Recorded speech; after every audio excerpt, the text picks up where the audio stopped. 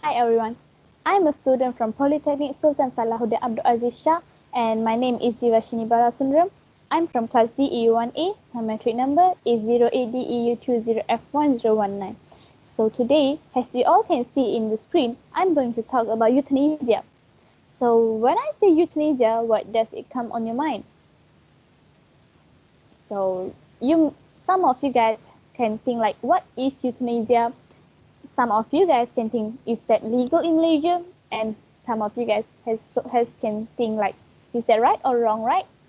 So before that, let us just see what does euthanasia means based on Wikipedia. So what is euthanasia? For a simple explanation, euthanasia is taking of people's life without pain or painless death. That's a very simple explanation for euthanasia.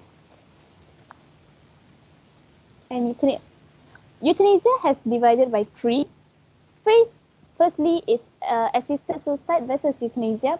Second, voluntary versus non-voluntary. And third is controversy around euthanasia. Firstly, let us just see what is assisted suicide. It's basically helping a person commit suicide by providing drugs for self-extermination or the person's voluntary. So like that person voluntary to taking off their life. And for that, an easy definition is in order to relieve intractable or persistent and unstoppable suffering. So assisted suicide has divided by two as well. First is the role of palliative care.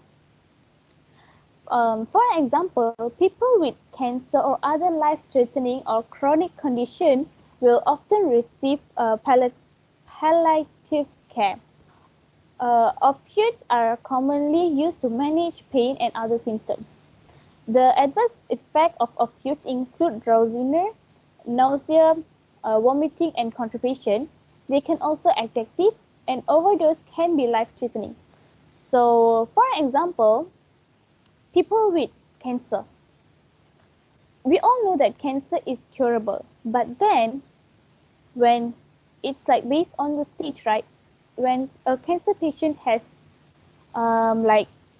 when they're already in the fourth stage of cancer, it's uncurable. And it's a very painful for them to go through. So for that, and when it comes to like how we say, a person who can't take like the pain, they will go for the palliative care, right? So when they took too much of medicine, it can be addictive and an overdose can be life-threatening.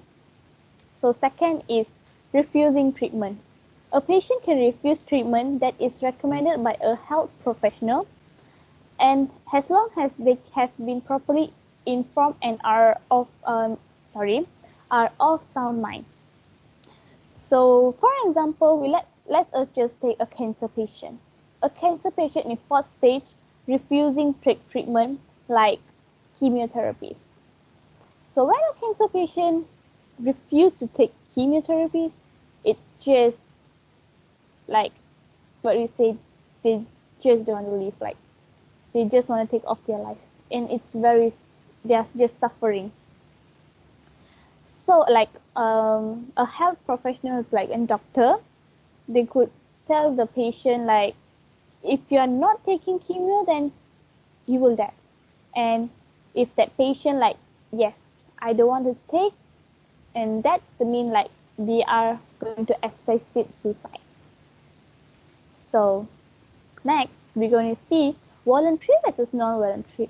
So voluntary is about active and non-voluntary is about passive.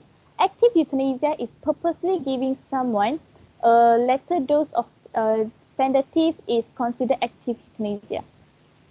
Like, as I said, for the cancer patient, they are giving overdose for taking off their life. It's an active euthanasia. The passive one is taking off life support equipment. For example, a brain dead patient that using life support like breathing equipments and like that. Taking off their breathing equipments is like passive euthanasia because they have no oxygen that going on in their body. So when there's no oxygen, then they will die. Thirdly, we're going to see about controversy around euthanasia. It's divided by 4, which is morality and religion, physician judgment, ethics, and personal choice. For morality and religion, as we all know, there is two, like when I did the research, that mainly that I can see from Christianity and Islam, both these religions say no to euthanasia because they consider that taking off their life, it's only the God. Like only the God can take off a human life. It's based on Bible and as well Quran. So, but then when it comes to morality, that what I see in a Hindu, it says that in Hindu they become two, they divide by two, which is one part say can and another part say no. So for me, if we follow morality, does a person need to suffer? Is their choice need to be suffer? That's all go to personal choice, right? If you choose to suffer, then you have to suffer. If you choose that I don't want to be suffer and I want to go to euthanasia, that's all your choice, right? So that's all from me.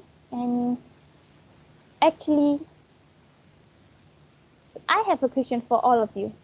Do you guys think euthanasia is right or wrong? And I don't want you guys see from religion. It's from your own personal choice. Like, would you see your loved one being suffered? Thank you.